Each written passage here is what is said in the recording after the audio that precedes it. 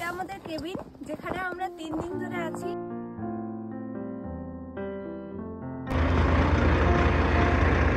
লাল আর এতদিন আমরা এখানে ছিলাম ঠিকঠাক ভাবে। হ্যালো, গুড মর্নিং এভরিওয়ান, আমি শাইনি। কেমন আছেন আপনারা সবাই? আমি বেশ ভালোই আছি। চলুন তাহলে আরও একটি নতুন ব্লগে আপনাদেরকে স্বাগত জানাই। এই সবে সকাল, আর সকাল সকাল চলে এসেছি এই জঙ্গলের মধ্যে সুন্দর সুন্দর সুন্দর দৃশ্য উপভোগ করতে। সকালে ঘুম থেকে উঠেই দেখি স্নোফল হচ্ছে, আর স্নোফল কি আর এমনি এমনি মিস করা যায়? আমাদের বাড়ি যেখানে, সেখানে তো জীবনে কখনোই স্নোফল হয়নি, আর হওয়ার সম্ভাবনাও নেই। এখন আমরা যেখানে থাকি নেদারল্যান্ডস, সেখানেও খুবই কম স্নোফল হয় না বললেই চলে। বছরে একবার কি দুবার, আর সেটাও আবার এতটা না। তবে এই Nordic country Sweden, Finland, Norway, এখানকার স্নোফল তো আলাদাই। তাই এই স্নোফল দেখার জন্যে একটা দিনও মিস করা যাবে না।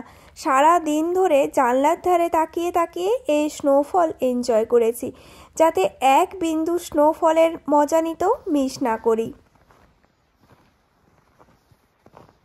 জঙ্গলে প্রত্যেকটা গাছের পাতার উপরে বরফের পুরো আস্তরণ পড়েছে, আর এই বরফ আরও যত বেশি আস্তরণ হবে ততই পুরো জঙ্গলটা সাদা হয়ে যাবে। আর সাদা জঙ্গল মানেই তো ক্রিসমাস আর সান্তার বাড়ি। আর সান্তাক্লজের বাড়িও যদিও এখানেই, এই যে ফিনল্যান্ডের রোভানিয়েমিতে কালকে যেখানে গেছিলাম আমরা, সেইখানেই তার সাথে দেখা করে এসেছি। যদি সেই ব্লগটা আপনারা না দেখেন তাহলে অবশ্যই দেখবেন। বিগত কয়েকদিন ধরে এই বরফের ওপরে করা রাস্তা দিয়েই আমরা হাঁটাচলা করছিলাম। ছোট্ট ছোট্ট যে কেবিনগুলো করা আছে, তার মধ্যে একটা কেবিনে ছিলামও। সেই রাস্তা ধরে আবার প্রায় শেষবারের মতনই আমরা যাচ্ছি। এরপর যাব, রেডি হয়ে বেরিয়ে যাব, বাড়ির উদ্দেশ্যে রওনা দেব। আর ইচ্ছে আছে যে একবার শাড়ি পরার। খুব একটা বেশি দূর যাব না, বেশি দূর যাওয়ারও তো দরকার নেই। জাস্ট রুম থেকে বেরোলেই সুন্দর সুন্দর দৃশ্য, আর এই জঙ্গলে ঘেরা চারদিক, তো বেরোলেই হলো কোনো রকমে।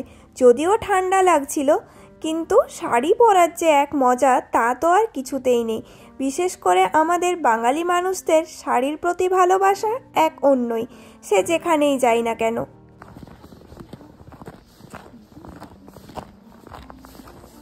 এটা আমাদের কেবিন, যেখানে আমরা 3 দিন ধরে আছি। আজকে এটা আমাদের লাস্ট বাড়ি। হাই, আমাদেরকে এবারে এই রুমটা ছেড়ে চলে যেতে হবে। হ্যাঁ, রেডিও হয়ে গেছি, এরপর জাস্ট বেরিয়ে গেলেই হবে। তবে আজকে এখানকার ওয়েদার খুবই সুন্দর আছে, বীভৎস সুন্দর আছে। হালকা হালকা রোদ উঠেছে, আর ঠান্ডাও খুব একটা বেশি নেই। দেখুন,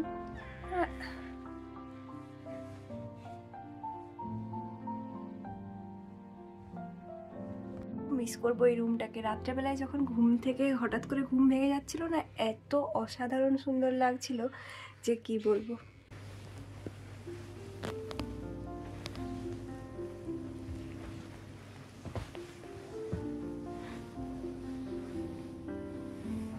একদমই খোলা আকাশের মাঝখানে ঘুমিয়েছিলাম।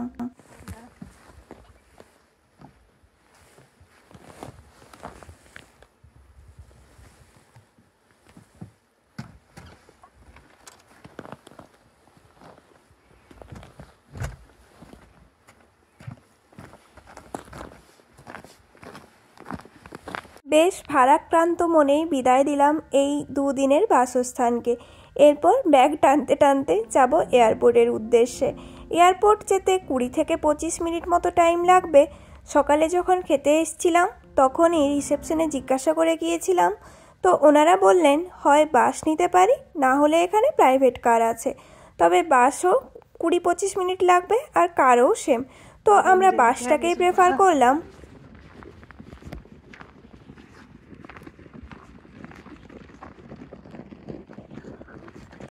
কি সুন্দর নীল আকাশ আজকে। 2 দিন ধরে মেঘলা মেঘলাই ছিল। আকাশের এত সুন্দর রূপ আমরা এর আগে দেখতে পাইনি। তবে চলে যাওয়ার সময় সেই জায়গাটা যেন আরও অনেক বেশি সুন্দর হয়ে যায়।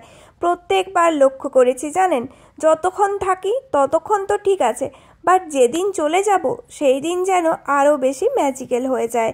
চারদিক থেকে চোখ ফেরাতেই পারি না। আকাশটা দেখেছেন, নীল মেঘের ওপরে সাদা পেঁজা তোলার মতো মেঘ, যেন শরৎকাল। তবে এই সাইডটার মেঘের মুখ আবার বেশ গোমড়া কালো হয়ে রয়েছে। জানি না, মন খারাপ হয়তো আমরা চলে যাচ্ছি বলে। তবে আজকের ওয়েদার এখানে খুবই ভালো, আর একটু পরে তো চমৎকার রোদ উঠবে।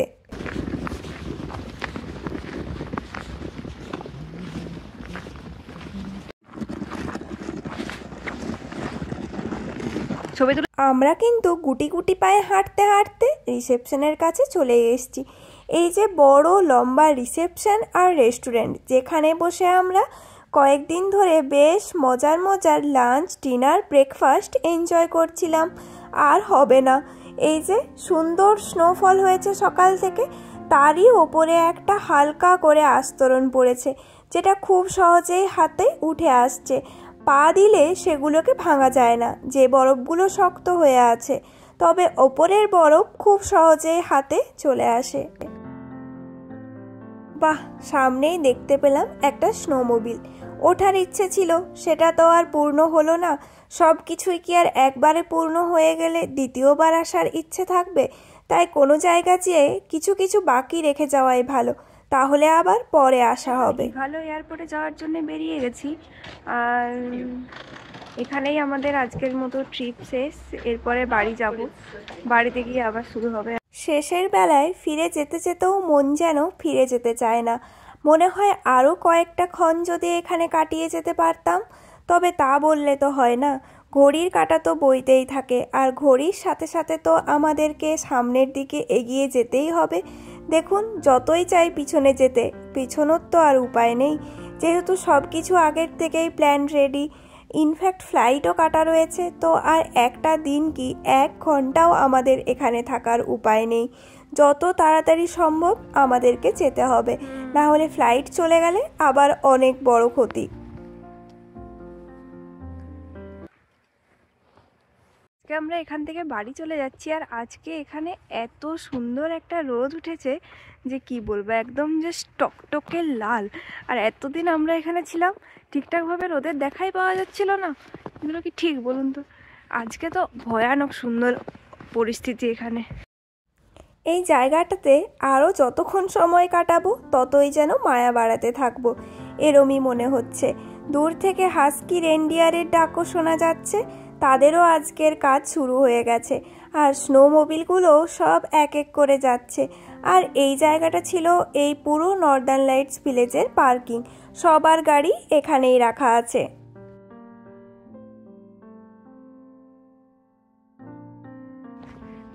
বাস চলে এসছে আমাদের এয়ারপোর্টে যাওয়ার জন্য। এরপরে জাস্ট বাসে উঠবো আর চলে যাবো। ভেতরে আমাদের লাগেজটা আছে রিসেপশন রুমে। আমাদেরকে যখন আমরা চেক আউট করানোর জন্য গেলাম, তখন বললো যে 25 মিনিটস মতো দেরি আছে। তার জন্য আমরা একটু আশপাশটা ঘুরতে গেছিলাম। এরপর এখন বাসের ড্রাইভার চলে এসছে, লাগেজটা জাস্ট ওঠাবো। আর এখানে একটা স্নোমোবিলও আসছে, অসাধারণ এক্সপিরিয়েন্স। আর আবার অবশ্যই এখানে আসতে চাইবো। এই যে আজকে এটা আমাদের এয়ারপোর্টে নিয়ে যাওয়ার রথ, আর ইনি হলেন আমাদের সারথি। রথ সারথি দুটোই হাজির, তাহলে আর দেরি কিসের? ওই যে লাগেজ রাখার জন্য ইনি বাসের যে লাগেজ সেক্টর সেটা খুলে দিয়েছেন। এইখানে আমাদের লাগেজ রাখা আছে, আর এটা ছিল রিসেপশন এরিয়া। তো চলুন লাগেজ নিয়ে যাই। সে উঠতে উঠতেও আবার যেন মনে হচ্ছে একটু বাইরের দিক থেকে ঘুরে আসি। এখনও বাস ছাড়তে 10 মিনিট মতো দেরি আছে, তাহলে এত তাড়াতাড়ি উঠে বাসে বসে থেকেই আর কি করব, তাই আশপাশটায় ঘুরে দেখি আর কি।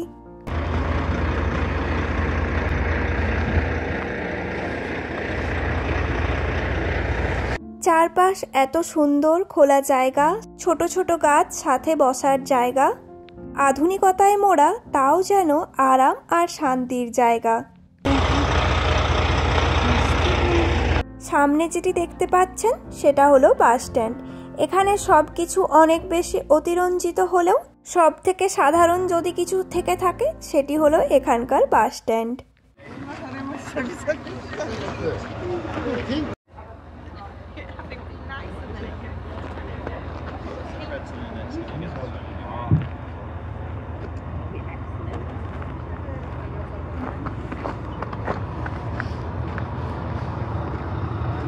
অনেকক্ষণ ধরেই বাইরে আশেপাশে চারদিকে ঘোরাফেরা করলেও এরপর সময় ঘনিয়ে এসেছে যখন আমাদেরকে যেতেই হবে।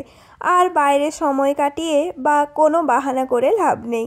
চলুন তাহলে উঠে বসা যাক আর সুন্দরভাবে এই দৃশ্য উপভোগ করতে করতে এয়ারপোর্টের উদ্দেশ্যে রওনা দিই। চলুন তাহলে আমার ভিডিও এখানেই শেষ করলাম। যদি আমার ভিডিও ভালো লাগে প্লিজ লাইক, কমেন্ট, শেয়ার করবেন।